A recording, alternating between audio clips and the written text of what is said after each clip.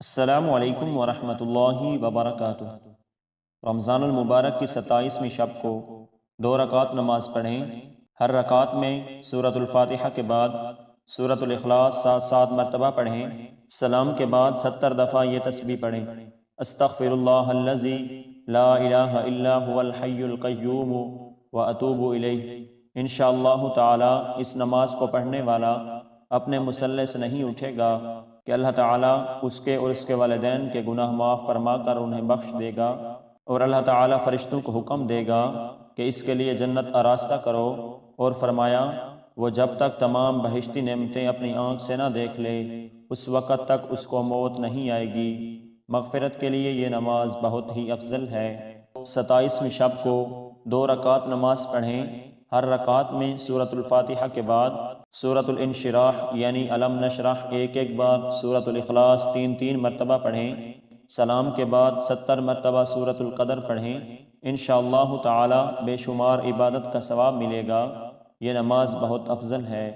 Number 3، جو شخص 2 رکعت نماز میں ہر رکعت میں سورۃ الفاتحہ 1 بار، سورۃ القدر اور 3 بار سورۃ الاخلاص پڑھے تو اس کو شب قدر کا ثواب حاصل ہوگا۔ یہ ثواب حضرت ادریس، حضرت شعیب، حضرت ایوب، حضرت داؤد، حضرت نوح جیسا عطا ہوگا، اور اس کو ایک شہر جنت میں دیا جائے گا جو مشرق سے مغرب تک لمبا ہوگا۔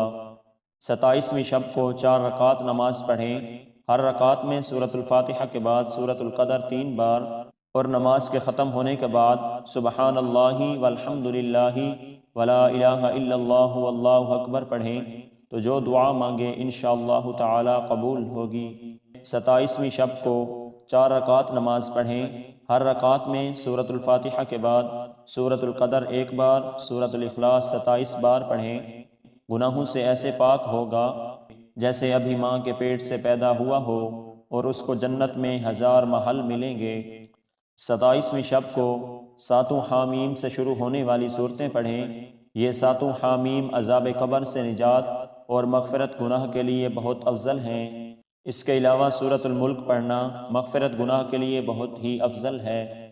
جو انسان 4 رکعت نماز پڑھے، ہر رکعت میں الحمد شریف کے بعد 1 بار سورۃ التکاثر یعنی الہاکم التکاثر اور قل ھو اللہ احد 3 بار پڑھے، اس پر موت کی سختی آسان ہوگی، اس سے عذاب قبر اٹھ جائے گا، اس کو جنت میں 4 ستون ملیں گے جن کے ہر ستون پر 1000 محل ہوں گے۔